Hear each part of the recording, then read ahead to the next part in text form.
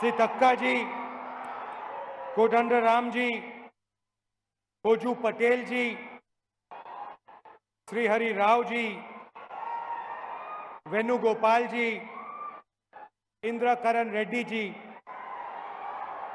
हमारे कैंडिडेट श्रीमती आत्राम सगुना जी, स्टेज पे कांग्रेस पार्टी के सीनियर नेता, हमारे प्यारे कार्यकर्ता, भाइयों और बहनों, प्रेस के हमारे मित्रों, आप सबका यहाँ बहुत बहुत स्वागत।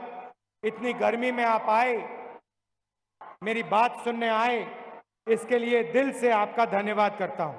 వేదిక మీద ఉన్న నాయకులు, సీనియర్ నాయకులు, మన ఆదిలాబాద్ క్యాండిడేట్ అయిన సుగుణక్క గారు, అదే విధంగా మీడియా మిత్రులు, ఇంత ఎండలో కూడా వేచి చూస్తూ ఎండలో చాలా దూరాల నుంచి వచ్చిన నా అక్కా చెల్లెళ్ళు, అన్నాదమ్ములకు నమస్కారాలు, ధన్యవాదాలు।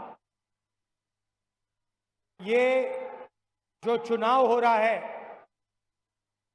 ये दो विचारधाराओं के बीच में चुनाव हो रहा है। एक तरफ कांग्रेस पार्टी जो कॉन्स्टिट्यूशन को, संविधान को बचाने की कोशिश कर रही है, इस किताब की रक्षा कर रही है, और दूसरी तरफ बीजेपी और आरएसएस जो इस किताब को, संविधान को, आपके हक को खत्म करना चाहती है। ఈ దేశంలో జరుగుతున్నటి యుద్ధం రెండు సమూహాల మధ్య యుద్ధం। ఒక యుద్ధం భారత రాజ్యాంగాన్ని సర్వనాశనం చేయడానికి జరుగుతున్న ప్రయత్నం, మరొక సమూహం అయిన ఇండియా సమూహం భారత రాజ్యాంగాన్ని, ఈ దేశ ప్రజల హక్కులను కాపాడుతున్న సమూహం। जो भी हिंदुस्तान के गरीब लोगों को मिला है, आजादी के बाद जो भी आपको मिला, चाहे वो आपका जल हो, जंगल हो, जमीन हो, पब्लिक सेक्टर हो, रिजर्वेशन हो, मनरेगा हो, जो भी आपको मिलता है वो संविधान आपको देता है। ఈ దేశ వనరులైనటువంటి ఈ దేశ ప్రజలకు దక్కుతున్న ప్రతి సౌకర్యం, అది జంగల్, జమీన్, నీరు గాని, భూమి గాని, మీ హక్కులు గాని, మీ ఉద్యోగాలు గాని, ప్రతి ఒక్కటి ఈ భారత రాజ్యాంగం ద్వారా ఈ దేశ ప్రజలకు అందుతున్నాయి। और बीजेपी के नेताओं ने सीधा देश की जनता को कहा है कि अगर वो चुनाव जीतेंगे, वो इस संविधान को बदल देंगे, खत्म कर देंगे। బీజేపీ నాయకులు ఈ దేశ ప్రజలతోని చాలా డైరెక్ట్ గా ఒక విషయం చెప్పారు, మేము అధికారంలోకి వస్తే ఈ భారత రాజ్యాంగాన్ని తొలగిస్తామని। और अगर संविधान खत्म हो जाएगा तो रिजर्वेशन खत्म हो जाएगा। భారత రాజ్యాంగం ఏ రోజైతే తొలగిస్తారో ఈ భారతీయులు అనుభవిస్తున్నటువంటి రిజర్వేషన్లు కూడా వెళ్ళిపోతాయి। बीजेपी चाहती है कि पिछड़ा वर्ग, दलित वर्ग, आदिवासी वर्ग आगे ना बढ़े, पिछड़ा रहे। బీజేపీ అనుకుంటుంది ఎప్పుడు ఈ దేశంలో ఉన్నట్టి వెనుకబడిన కులాలు, బీదలు, దళితులు, గిరిజనులు వాళ్ళ హక్కులు లాక్కోవాలని, వాళ్ళను వెనుకకు ప్రాలదోలాలని। पूरा का पूरा काम वो 22-25 अरबपतियों के लिए करते हैं। వారి యొక్క ప్రయత్నం ఎప్పుడు ఈ భారతదేశంలో ఉన్నటువంటి కొంతమంది ధనికులకు మాత్రమే వాళ్ళ ప్రయత్నాలు జరుగుతూ ఉంటాయి। 22-25 लोगों का नरेंद्र मोदी जी ने 16 लाख करोड़ रुपया कर्जा माफ किया है। ఈ దేశంలో ఉన్నటువంటి ధనికుల కోసం దాదాపు 16 లక్షల కోట్ల రూపాయలు నరేంద్ర మోడీ గారు దారాదత్తం చేశారు। 16 लाख करोड़ रुपए मतलब 24 साल का मनरेगा का पैसा नरेंद्र मोदी जी ने 22 लोगों को दिया। ఈ 16 లక్షల కోట్లు అంటే ఈ దేశంలో ఉన్నటువంటి మన్రేగా ద్వారా 25 కోట్ల రూపాయలను ఈ దేశంలో ఉన్నటువంటి బీదలకు పంచే ప్రయత్నం చేయవచ్చు। हम मनरेगा लागू करते हैं, प्रेस वाले कहते हैं देखो मजदूरों की आदत खराब कर रहे हैं। మేము ఈ మన్రేగా పద్ధతి ద్వారా ఈ దేశంలో ఉన్న ప్రజలకు సహాయం చేయాలనుకుంటే మన మీడియా మిత్రులు అంటారు, ఈ దేశ ప్రజలను మీరు సోమరి పనులు చేస్తున్నారని। हम किसानों का कर्जा माफ करते हैं, मीडिया वाले कहते हैं, बीजेपी वाले कहते हैं देखो किसानों की आदत खराब कर रहे हैं। మేము రైతుల యొక్క రుణమాఫీ చేయాలనుకుంటే నా మీడియా సోదరులు అంటారు రైతులకు వీళ్ళు ద్రోహం చేస్తున్నారు, రైతులను వీళ్ళు సోమరి పనులు చేస్తున్నారు అని అంటారు। मगर नरेंद्र मोदी 16 लाख करोड़ रुपए अरबपतियों का कर्जा माफ करते हैं, मीडिया कहती है देखो विकास हो रहा है। కానీ ఈ మీడియా మిత్రులు మాత్రం ఈ దేశంలో ఉన్నటువంటి ధనికులకు 16 లక్షల కోట్లను మాఫీ చేస్తే చూడండి ప్రగతి జరుగుతుంది అని ఈ మీడియా మిత్రులు అంటారు. आज 22 लोगों के पास उतना ही पैसा है जितना 70 करोड़ हिंदुस्तानियों के पास है। ఈ రోజు కొంతమంది ఉన్నటువంటి ఈ ధనికుల దగ్గర మొత్తం డబ్బంతా కేవలం ఈ దేశంలో ఉన్నటువంటి 130 కోట్ల ధనికుల బీదల దగ్గర ఉన్న డబ్బుతో సమానం. तो ये कांग्रेस पार्टी बदलने जा रही है। ఇదే కాంగ్రెస్ పార్టీ మార్చాలని అనుకుంటుంది. तेलंगाना में हमने आपको गारंटीज दी थी, उनको हमने पूरा करके दिखाया। తెలంగాణ ప్రజలకు మేము గ్యారెంటీలు ఇచ్చాము, అవి పూర్తి చేసి చూయించాము. महिलाओं के बैंक अकाउंट में 2500 रुपए हर महीने तेलंगाना की सरकार डालती है। తెలంగాణలో ఉన్న మహిళలకు 2500 రూపాయలు వాళ్ళ బ్యాంక్ అకౌంట్ లో నేరుగా వేస్తున్నది. 30,000 रुपए साल के आपके बैंक अकाउंट में जाते हैं। 30,000 రూపాయలు నెలసరి మీకు ఆ నెల ఈ దేశంలో రాష్ట్రంలో ఉన్నటువంటి మహిళలకు సరాసరి అందుతుంది. चयौता योजना 10 लाख रुपए इंश्योरेंस का पैसा मिलता है। चयौता हेल्थ इंश्योरेंस, హెల్త్ ఆరోగ్య భద్రత ద్వారా ఈ రాష్ట్రంలో ఉన్నటువంటి ప్రతి ప్రజలకు 10 లక్షల రూపాయల ఆరోగ్యశ్రీ అందుతుంది. गैस सिलेंडर हमने 500 रुपए का कर दिया। గ్యాస్ సిలిండర్ 500 రూపాయలకే మేము తెలంగాణలో అందిస్తున్నాము. 200 यूनिट बिजली फ्री में देते हैं 200 యూనిట్ల ఉచిత విద్యుత్తును రాష్ట్ర ప్రజలకు అందిస్తున్నాము. और महिलाओं को बस में मुफ्त में जाने का मौका मिलता है। అదే విధంగా ఉచిత బస్సు ప్రయాణాన్ని నా అక్కా చెల్లెళ్లకు ఈ రాష్ట్రంలో అందిస్తున్నాము. ये हमने तेलंगाना में किया। ఇది అంతా మేము తెలంగాణ ప్రజలకు చేశాము. अब हिंदुस्तान की सरकार पूरे हिंदुस्तान में ऐसे ही गारंटीज लागू करने जा रही है। ఇదే విధంగా భారతదేశంలో ఉన్నటువంటి అన్ని ప్రజలకు కూడా మేము కొన్ని హామీలను ఇవ్వబోతున్నాము. यहाँ आपको महिलाओं को 30,000 रुपए साल का मिलता है। ఇక్కడ నా రాష్ట్రంలో ఉన్న ప్రజలకు నెలకు ఆడవారికి 2500 రూపాయలు నెలకు అందుతుంది. बहुत राहत मिलती है, परिवारों को फायदा होता है। దీని ద్వారా అనేక మంది బీద ప్రజలు లబ్ధి పొందుతున్నారు. अब दिल्ली में सरकार आएगी तो यही काम हम पूरे हिंदुस्तान में करने जा रहे हैं। అదే ఢిల్లీలో మన ప్రభుత్వం ఏర్పడిన తర్వాత ఇదే విషయాన్ని మన దేశ ప్రజలకు అందరికీ కూడా అందించబోతున్నాము. हिंदुस्तान के सब गरीब परिवारों की लिस्ट बनाई जाएगी। దేశంలో ఉన్నటువంటి ప్రతి బీదవారి యొక్క ఒక లిస్టును తయారు చేయబోతున్నాము. हर परिवार में से एक महिला का नाम चुना जाएगा ప్రతి కుటుంబం నుంచి ఒక మహిళను మేము ఎన్నుకోబోతున్నాము. और उस महिला के बैंक अकाउंट में साल के 1 लाख रुपए हमारी सरकार डाल देगी। ఆ మహిళ యొక్క అమౌంట్ లో నెలకు సంవత్సరానికి 1,00,000 రూపాయలు ఆమె అకౌంట్ లో వేయబోతున్నాము.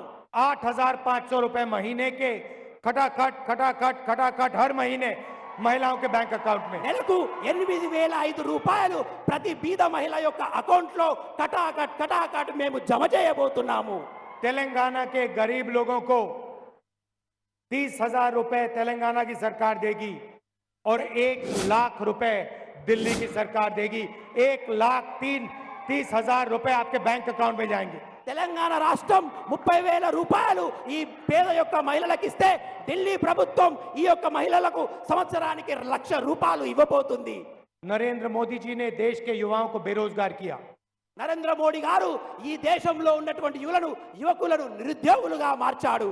हम हिंदुस्तान के बेरोजगार युवाओं के लिए एक नई योजना लाए हैं, पहली नौकरी पक्की। మేము ఈ దేశంలో ఉన్నటువంటి నిరుద్యోగ యువకుల కోసం ఉద్యోగాన్ని గ్యారెంటీగా చేసే ఉద్యోగాన్ని పక్కా చేసే ఒక స్కీమ్ తెచ్చాము. जो अधिकार हम मनरेगा में देते थे वही अधिकार हम ग्रेजुएट स्टूडेंट्स को पहली नौकरी पक्की के लिए देने जा रहे हैं। ఏ విధంగానైతే మన్రేగా ద్వారా ఈ దేశ ప్రజలకు మేము సహాయం చేశామో అదే విధంగా నిరుద్యోగంగా ఉన్నటువంటి యువకులకు గ్యారెంటీ నౌకరీ అనే ఒక స్కీమ్ ద్వారా వారికి సహాయం చేయబోతున్నాము. हिंदुस्तान के सारे कॉलेज और यूनिवर्सिटी के ग्रेजुएट्स डिप्लोमा होल्डर्स को यह अधिकार मिलेगा। पब्लिक सेक्टर में, प्राइवेट सेक्टर में, सरकारी अस्पतालों में, सरकारी कॉलेजेस यूनिवर्सिटीज में, सरकारी ऑफिसेज में 1 साल की नौकरी गारंटी करके हम देंगे। ఈ దేశంలో ఉన్నటువంటి నిరుద్యోగ యువకులకు డిప్లొమా చేసిన వారికి, డిగ్రీ చేసిన వారికి, పీజీ చేసిన వారికి వారికి ఉద్యోగ గ్యారెంటీతో పాటు ప్రభుత్వ రంగ సంస్థలో, ప్రైవేటు సంస్థలో 1 సంవత్సరం శిక్షణాన్ని మేము ఏర్పాటు చేయబోతున్నాము। ये दुनिया का पहला स्कीम होगा जहां बेरोजगार युवाओं को 1 साल की गारंटीड नौकरी मिलेगी, 1 लाख रुपए साल का मिलेगा और 8,500 रुपए महीने के ठकाठक बैंक अकाउंट में जाएंगे। ఇది దేశంలోనే ప్రపంచంలోనే ఒక చారిత్రాత్మక నిర్ణయం। నిరుద్యోగులైనటువంటి యువకులకు 1 సంవత్సరం ఇంటర్న్షిప్ చేయించడంతో పాటుగా వాళ్లకు ఉద్యోగ బీమాతో పాటుగా వాళ్లకు నెలకు 8,500తో పాటుగా సంవత్సరానికి 1,00,000 రూపాయలు ఇచ్చి ఉద్యోగ భద్రత కలిగించబోతున్నాము। और हिंदुस्तान को दुनिया से सबसे बेहतर ट्रेंड वर्कफोर्स मिलेगी। అదే విధంగా దేశంలోనే ప్రపంచంలోనే భారతదేశ యువకులకు అత్యంత మంచి ఉపాధి సౌబల్యం కలిగిస్తాము। 1 साल बाद अगर युवा ने अच्छा काम किया तो वो नौकरी परमानेंट भी की जाएगी। 1 సంవత్సరం అంతా చేసినటువంటి యువకులు వాళ్ళ ఉద్యోగ నైపుణ్యంతో మంచిగా ఉన్నట్టయితే ఆ ఉద్యోగాన్ని వాళ్ళకు పర్మనెంట్ చేయబోతున్నాము। देश में 30 लाख सरकारी रोजगार खाली पड़े हैं, उनको हम भर के आपके हवाले करने जा रहे हैं। దేశంలో ఉన్నటువంటి 30 లక్షల ఖాళీ ఉద్యోగాలను ప్రజాపక్షాన ప్రజల కోసం ఈ నిరుద్యోగ యువకులకు మేము ఇవ్వబోతున్నాము। आदिवासी भाई और बहन यहाँ आए हैं, ఆదివాసీ అక్క చెల్లెళ్ళు అన్న తమ్ముళ్ళు ఇక్కడికి వచ్చారు। आपका जमीन का मामला है, उसे हम तेलंगाना में जल्दी से जल्दी रिजॉल्व करने जा रहे हैं। మీకు భూమి సమస్య ఉంది, అటు ఒక్క సమస్య ఉంది, మేము తెలంగాణ ప్రభుత్వంలో తెలంగాణ రాష్ట్రంలో వీలైనంత త్వరగా దాన్ని మేము చేయబోతున్నాము। हम आपको आदिवासी कहते हैं। आदिवासी का मतलब वो लोग जिनका पहला अधिकार जमीन पर पहला अधिकार है। మేము మిమ్మల్ని ఆదివాసీలోనే అంటాము। ఆదివాసీలు అంటే ఈ భూమి మీద సర్వ హక్కులు కలిగిన మొదటి వ్యక్తులు ఆదివాసులని అర్థం। तेलंगाना की सरकार और हिंदुस्तान की सरकार आपकी जल, जंगल और जमीन का अधिकार आपको देगी और आपकी रक्षा करेगी। తెలంగాణ ప్రభుత్వం ఈ రాష్ట్రంలో ఉన్నటువంటి ఆదివాసుల యొక్క నీరు మీద, భూమి మీద, గాలి మీద, అటవీ మీద మీకు సర్వ హక్కులు ఇవ్వబోతుంది। तेलंगाना में गरीबों की सरकार है, आदिवासियों की, पिछड़ों की, दलितों की सरकार है। दिल्ली में भी वैसी सरकार बनने जा रही है। తెలంగాణ రాష్ట్రంలో ఉన్నటువంటి ప్రజల రాష్ట్రం, ఇది ప్రజా ప్రభుత్వం, ప్రజల యొక్క ప్రభుత్వం, ప్రజల పక్షాన ఆలోచించే ప్రభుత్వం కాబట్టి రేపు ఢిల్లీలో కూడా మేము ప్రజా ప్రభుత్వాన్ని ఏర్పాటు చేయబోతున్నాము। श्री तक्का जी ने अभी मुझे बताया कि यहाँ पे मनरेगा बहुत जरूरी है। సీతక్క గారు చెప్పారు నాకు ఇక్కడ మన్రేగా అనే స్కీమ్ చాలా అవసరమని। आपको आज यहाँ मनरेगा में 250 रुपए मिलता है। ఉపాధి సీతక్క గారు చెప్పారు ఉపాధి హామీ పథకం అనేది ఈ ప్రజలకు చాలా అవసరమని నాకు చెప్పారు। 250 रुपए मनरेगा का मिलता है आपको। 2,500 రూపాయలు ఈ ఉపాధి హామీ కార్యక్రమం ద్వారా మీకు అందుతుంది। हमारी सरकार आएगी तो हम 400 रुपए मनरेगा में दे देंगे। ఈ యొక్క ఉపాధి హామీ పథకం ద్వారా మీకు నెలకు రోజుకు 400 రూపాయల పక్కా వేతనాన్ని మేము ఇస్తాము। और आशा और आंगनवाड़ी में जो महिलाएं काम करती हैं, आपकी आमदनी हम दुगनी करने जा रहे हैं। ఎవరైతే కార్మిక మహిళలు ఉన్నారో వారి యొక్క ఆదాయాన్ని కూడా మేము రెట్టింపు చేయబోతున్నాము। भाइयों और बहनों, देश में 50% पिछड़ों की आबादी है। ఈ దేశంలో 50% కన్నా ఎక్కువ వెనుకబడిన కులాల వాళ్ళ యొక్క సంఖ్య ఉన్నది। 15% दलितों की आबादी है। 15% దళితుల యొక్క వ్యవస్థ వాళ్ళ సంఖ్య ఉన్నది। 8% आदिवासियों की आबादी है। 8% ఆదివాసుల యొక్క జనాభా ఉన్నది। 15% माइनॉरिटीज हैं 15% మైనారిటీస్ ఉన్నారు। और 5-6% गरीब जनरल कास्ट के लोग हैं। 5-6% అగ్ర కులాలలో ఉన్నటువంటి బీదవారు ఉన్నారు। अगर आप इन सबको मिला दें, 90% से ज्यादा आबादी इनकी है। వీళ్ళందరినీ మనం కూడగలిస్తే దాదాపు 70-72% కన్నా ఎక్కువ సంఖ్య ఉంటుంది। मगर हिंदुस्तान की कोई भी संस्था में इनकी जगह नहीं है। కానీ వీరి యొక్క గురించి దేశంలో ఉన్నటువంటి ఏ ప్రభుత్వాలు కూడా ఆలోచించవు। मीडिया में आप देखिए आपको एक पिछड़े वर्ग का नहीं मिलेगा। मीडिया में आप देखिए आपको एक पिछड़े वर्ग का व्यक्ति नहीं मिलेगा, एक दलित नहीं मिलेगा, एक आदिवासी नहीं मिलेगा। మీడియా వాళ్ళను చూస్తే మీరు ఈ మీడియా సంస్థల్లో ఏ వెనుకబడిన కులాల వారు కనబడరు, ఏ బీద వారు కనబడరు, ఏ యొక్క వెనుకబడిన కులాల వారు కనబడరు. आप हिंदुस्तान की सबसे बड़ी कंपनी की लिस्ट निकालिए, उनके मालिकों में, उनके मैनेजमेंट टीम में आपको दलित, पिछड़े, आदिवासी नहीं मिलेंगे। మీరు దేశంలో ఉన్నటువంటి ప్రగతి పదంలో నడుస్తున్న పెద్ద పెద్ద ఫ్యాక్టరీల యజమానులు చూస్తే ఆ యజమానుల లిస్టుల్లో బీదవారు కానీ, వెనుకబడిన కులాలు వారు కానీ, దళితులు కానీ, ఆదివాసులు కానీ మీకు ఎక్కడా కనబడరు. 90% आबादी में से आपको कोई नहीं मिलेगा वहां पे। కాబట్టి వీళ్ళందరికీ కూడా ఎటువంటి సదుపాయాలు కూడా అందవు. सरकारों में देखिए, दिल्ली की सरकार को 90 ब्यूरोक्रेट चलाते हैं। దేశంలో ఉన్నటువంటి 90% ఈ భారతదేశాన్ని నడిపించేటటువంటి అత్యధికమైన ఆఫీసర్లు, ఐఏఎస్ ఆఫీసర్లు ఉంటారు. उसमें 3 पिछले वर्ग के हैं, 3 दलित हैं और 1 आदिवासी है। వారిలో 3 వెనుకబడిన కులాల వారు, 3 దళితులు, 1 ఆదివాసులు మాత్రమే ఉన్నారు. और उनको छोटा सा काम दे रखा है, बड़ी बड़ी मिनिस्ट्रीज में वो है ही नहीं। They not in big ministries. కాబట్టి అటువంటి ఎవరైతే వెనుకబడిన కులాల వాళ్ళ ఉన్నటువంటి ఆఫీసర్లు ఉన్నారో వాళ్ళు అధిక ప్రాధాన్యం ఉన్నటువంటి వ్యవస్థలో కానీ, డిపార్ట్మెంట్లో కానీ ఉండరు. 50% पिछड़ों की आबादी है और आपके 3 लोग हैं 90 में से। 50% వెనుకబడిన వాళ్ళు కులాలు ఉంటే కేవలం వాళ్ళను ప్రాతినిధ్యం వహించే 3 ఆఫీసర్లు మాత్రమే ఉన్నారు. आदिवासियों की आबादी 8% है, आपका 1 व्यक्ति है 90 में से। 8% మాత్రం ఆదివాసులు ఉన్నారు, కానీ వాటి నుండి ప్రాతినిధ్యం వహించే వాళ్ళు కేవలం ఒక్కరే ఆఫీసర్ ఉన్నారు. दलित 15% है, दलित 90 में से 3 हैं। దళితులు